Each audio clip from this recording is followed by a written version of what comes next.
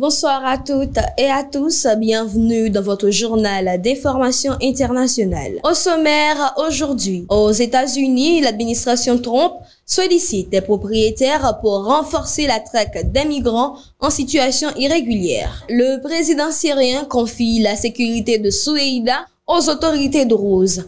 Et au Sénégal, la France met fin à sa présence militaire permanente. Les autorités traditionnelles de la République démocratique du Congo saisissent la justice pour dénoncer une usurpation de leurs prérogatives. Dans l'affaire de guerre entre l'Ukraine et la Russie, intensification des frappes et échange de dépouilles militaires sur fond de blocage diplomatique. Et pour finir, en Irak, au moins 61 morts dans l'incendie d'un centre commercial.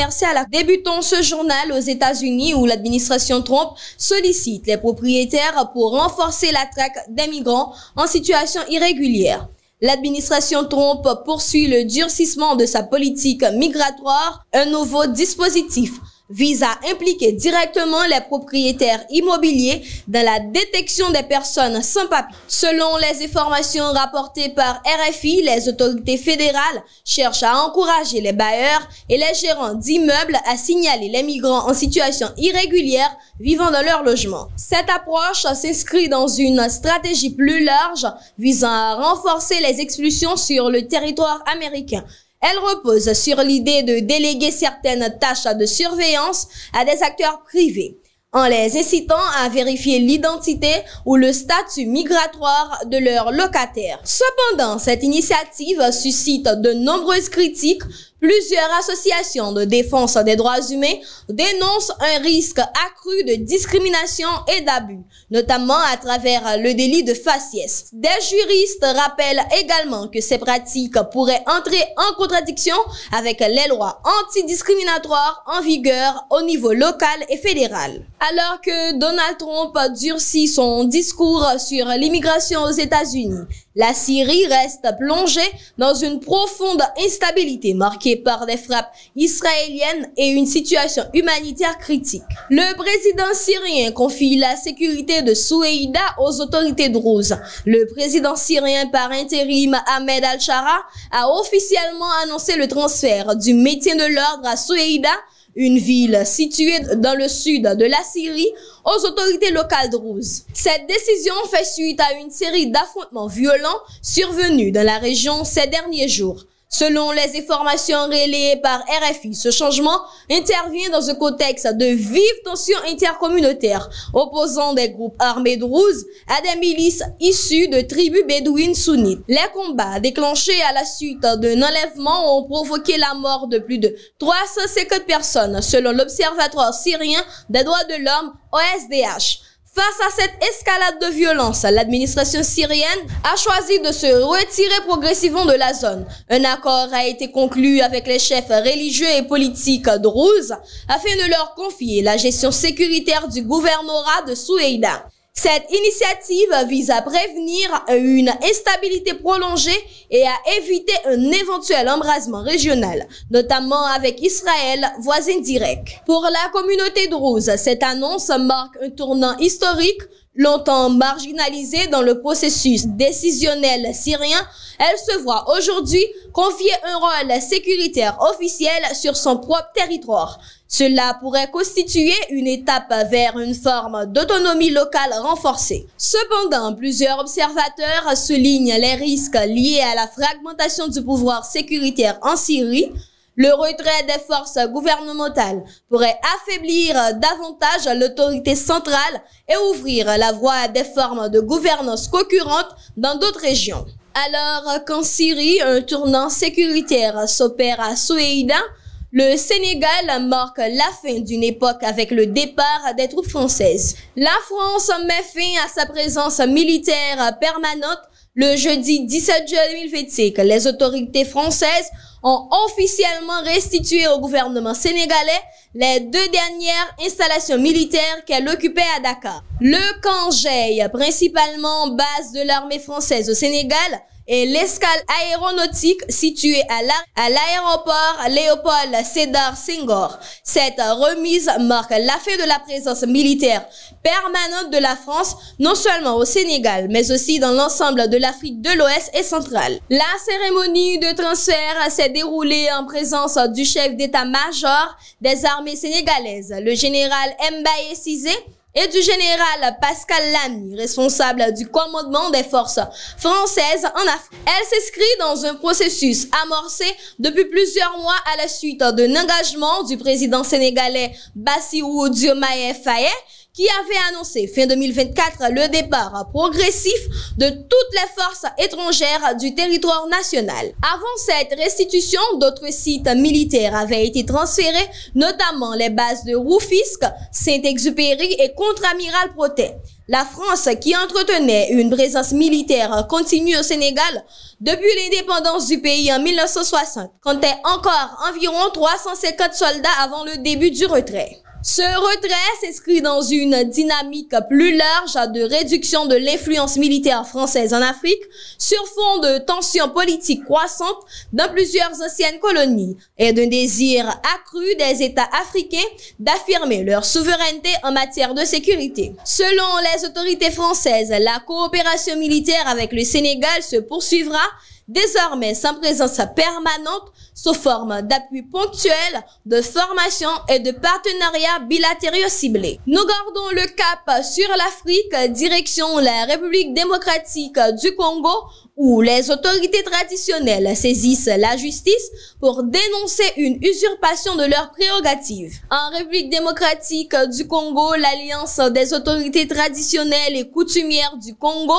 l'une des principales structures regroupant les chefs traditionnels, a saisi le procureur général près de la Cour de cassation pour dénoncer ce qu'elle considère comme une usurpation de compétences par certaines organisations religieuses engagées dans les efforts de médiation nationale. Les chefs traditionnels reprochent à ces groupes, notamment des confessions religieuses menant actuellement des consultations pour un dialogue social, de s'attribuer un rôle constitutionnel qui, selon eux, revient exclusivement aux autorités coutumières. Ils invoquent à cet effet l'article 207 alinéa 4 de la Constitution congolaise, qui confie la responsabilité de la cohésion nationale aux autorités traditionnelles. S'il y a un problème dans le pays, qu'il soit à l'est ou à l'ouest, ce sont les chefs coutumiers qui doivent aller à la rencontre des communautés pour amener la paix, a déclaré Emmanuel Kabouya Lemba, représentant de l'Alliance.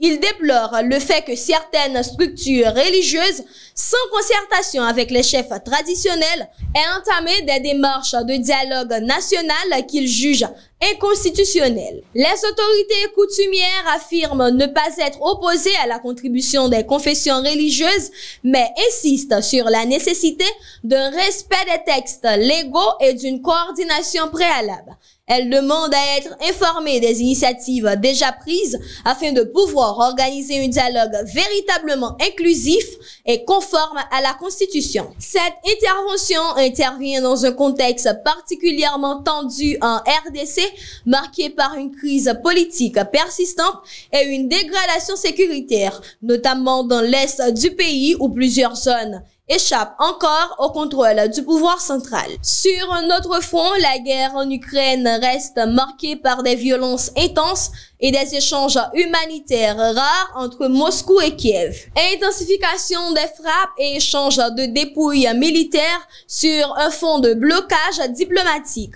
Les hostilités entre la Russie et l'Ukraine se poursuivent sans relâche, marqué par une série de frappes nocturnes et un échange de corps de soldats tombés au combat, l'un des rares aspects de coopération encore actifs entre les deux parties. Dans la nuit du 16 au 17 juillet 2025, l'Ukraine a été la cible d'une nouvelle attaque de drones russes selon les autorités ukrainiennes. 64 drones ont été lancés par Moscou, dont 41 ont été interceptés.